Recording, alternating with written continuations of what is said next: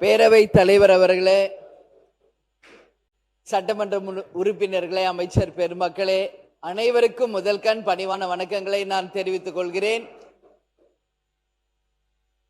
2 நாட்களாக கேப்டனுடைய பிறந்த நாளுக்கு வாழ்த்து தெரிவித்த முதலமைச்சர் விஜய் அவர்களுக்கும், எதிர்க்கட்சி தலைவர் உதயநிதி அவர்களுக்கும், அதே போல திமுகவின் தலைவர் அண்ணன் ஸ்டாலின் அவர்களுக்கும், அதிமுகவின் பொதுச் செயலாளர் அண்ணன் எடப்பாடி பழனிசாமி அவர்களுக்கும், அதே போல மருத்துவத்துறையினுடைய அமைச்சர் அருண்ராஜ் அவர்களுக்கும், யாரெல்லாம் கேப்டனுக்கு வாழ்த்து சொன்னீங்களோ அனைவருக்கும் என் பணிவான வணக்கங்களை தெரிவித்துக் கொள்கிறேன். இன்றைக்கு நாம பேசுறது மானிய கோரிக்கை. அவைத்தலைவரே, உங்களை கெஞ்சி கேட்டுக்கிறேன், நாங்களும் பொறுமையா 1 வாரம் 10 நாளா பார்த்துக்கிட்டே தான் இருக்கிறோம். மானிய கோரிக்கையை தவிர மற்ற எல்லா நிகழ்ச்சியும் இங்க நடக்குதுங்க. பொதுவா நான் சொல்றேங்க, நான் ஆளுங்கட்சி எதிர்கட்சி எல்லாம் கிடையாது. நாங்க ஒரு பொதுவான ஒரு சட்டமன்ற உறுப்பினராக இங்க நான் பேசுகிறேன். இங்க மக்களுக்காக பேசுறதுக்கு தான் இந்த சட்டசபை. ஓகே, உங்க கருத்து சொல்லுங்க, ஒரு 5 நிமிஷம் சொல்லலாம், ஆளுங்கட்சியோ எதிர்கட்சியோ. ஆனா டெய்லி 6:30 மணி வரைக்கும் போவதற்கான ரீசன், ஆளாளுக்கு ஒருத்தர் மேல குறை சொல்லிக்கிட்டே தான் இருக்கிறமே ஒழிய, சண்டை போட்டுக்கிட்டே தான் இருக்கிறாங்களே ஒழிய, இதனால தமிழ்நாட்டுக்கோ மக்களுக்கோ இதனால என்ன பலன் என்ற கேள்வியை இங்க நான் கேட்கிறேன். ஆளுங்கட்சியை தேர்ந்தவர்கள், இதுவரைக்கும் ஆட்சி செய்தவர்கள் எல்லாரும் சிறப்பாக தான் ஆட்சி செஞ்சிருக்காங்க. இதுவரைக்கும் யாருமே இங்க குறை சொல்ல முடியாது. எந்த ஆட்சியா இருக்கட்டும், அவங்க காலகட்டத்திற்கு தமிழ்நாட்டுக்கும் தமிழக மக்களுக்கும் அவங்க நல்லதுதான் பண்ணியிருக்காங்க. இன்னைக்கு உங்களுக்கு வாய்ப்பு கிடைச்சிருக்கிறது. உங்கள் ஆட்சியை மக்களுக்கும் இந்த நாட்டுக்கும் நல்லது செய்வதற்கு நீங்கள் எல்லா முயற்சி எடுங்கள்.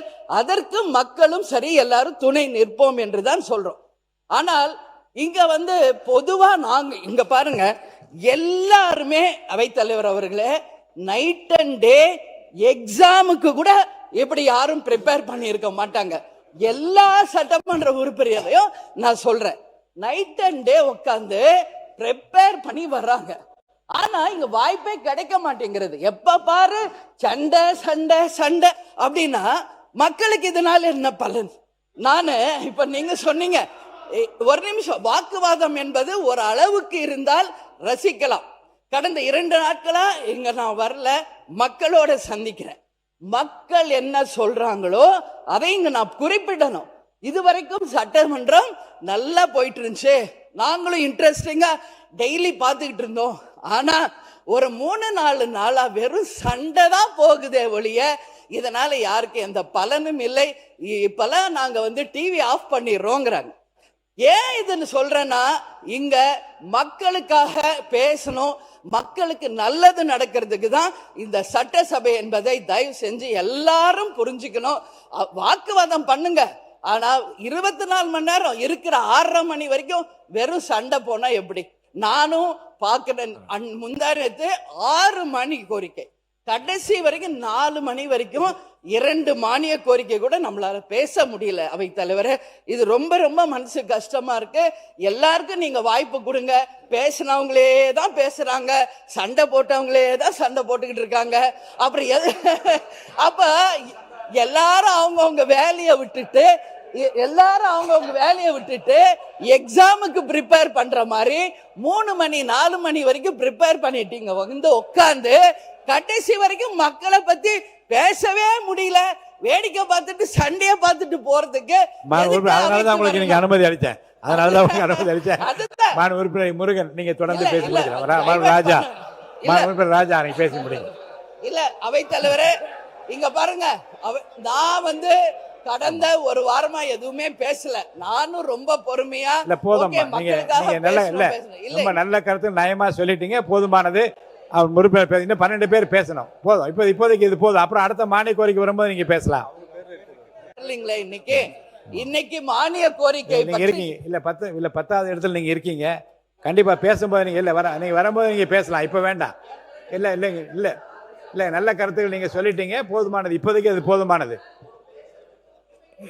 கண்டிப்பா தரேன். இல்ல இது வரைக்கும்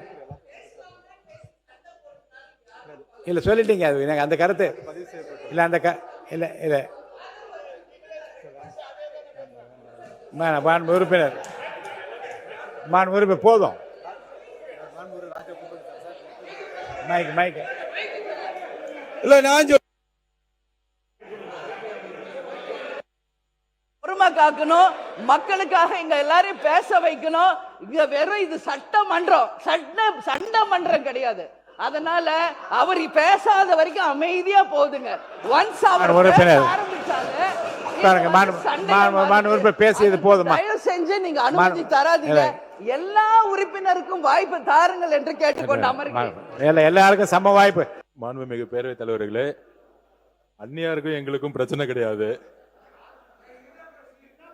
அந்நியார் பிரேமலதா விஜயகாந்த் மேடம், நாங்களும் எங்களுக்கும் விஜயகாந்த் சார் ரொம்ப பிடிக்கும். இதே சட்டசபையில எந்த மாதிரி குரல் கொடுத்தாரு எங்களுக்கும் தெரியும். ரவுத்திரம் பழகுன்னு பாரதி சொல்லியிருக்காரு. ஒரு தவறோ ஒரு உண்மை இல்லைன்னா மட்டும்தான் நாங்க எந்திரிக்கிறோம். இதே பரமக்குடி எம்எல்ஏ அவர்கள் தொகுதி சார்ந்து பேசினாரு. நாங்க இதே இடத்துல அறிவிச்சோம். ஒலிம்பிக்கோடைய அகாடமி இன்டர்நேஷனல் ஸ்டாண்டர்ட் லெவல்ல திமுகவுடைய எம்எல்ஏ இருக்கக்கூடிய பரமக்குடியில் வருதுன்னு சொன்னோம். அப்ப ஒரு உண்மைக்கு மாறான தகவல் சொல்லும் பொழுது நாங்க எந்திரிக்கிறோம். மாண்புமிகு பேரவைத் தலைவர்கள் சொன்னார், ஒரு உதாரணம் சொன்னார், நாங்க ஒரு உதாரணம் சொல்றோம். எதிர்க்கட்சி என்பது தீக்குச்சி மாதிரி. அத அழகா கேஸ பத்த வச்சு பால் வச்சா நாங்க அமைதியா இருப்போம். நீங்க கேஸ புடுங்கி விட்டு பத்த வச்சுன்னா வெடிக்கும். நாங்க வெடிக்கக்கூடிய இடத்துல அப்படி இருக்கிறோம். சோ நல்ல கருத்துக்களையும் நீங்க சொல்ற மாதிரி மேடம் மேடம் மேடம் மேடம் ஒரே ஒரு நிமிஷம் மேடம் நீங்களே ஒரு நிமிஷம் பேசி முடிச்சிடறேன். அந்நியார் அவர்களுக்கு எங்களுடைய கோரிக்கை என்னன்னா, இன்னையில இருந்து ஒரு நோட் எடுத்துக்கோங்க. திமுக பேசும்போது ஏதோ ஒரு இடத்துல அரசையோ முதலமைச்சரையோ இல்ல எங்களுடைய கொள்கையிலையோ தவறுன்னு சொன்னா மட்டும்தான்.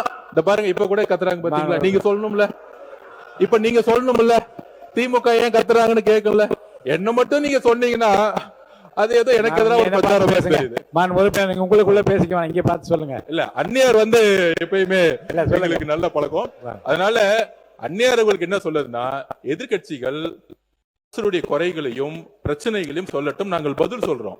ஆனால் 100 நாள் வந்த ஆட்சியை முதலமைச்சர் குறித்தோ இல்ல அமைச்சர்கள் குறித்தோ இல்ல தவறான எங்களுடைய கொள்கை தவறான இருக்கிற மாதிரி ஒரு போலி பிரச்சாரம் செய்யும் பொழுது நாங்க எந்திரிக்கிறோம். அதுதான். அப்ப நாங்க என்ன கேக்குறோம்னா, நாங்க ஒரு பதில் கேட்கிறோம். ஆனா நாங்க பேசும்போது அவங்க பதில் கொடுக்க மாட்டேங்கிறாங்க. இப்ப கூட பாருங்க, எதிர்க்கட்சி தலைவர்கிட்ட ஒரு கேள்வின்னு சொல்ற உடனே எல்லாரும் எந்திரிக்கிறாங்க. அதுதான் பிரச்சனை.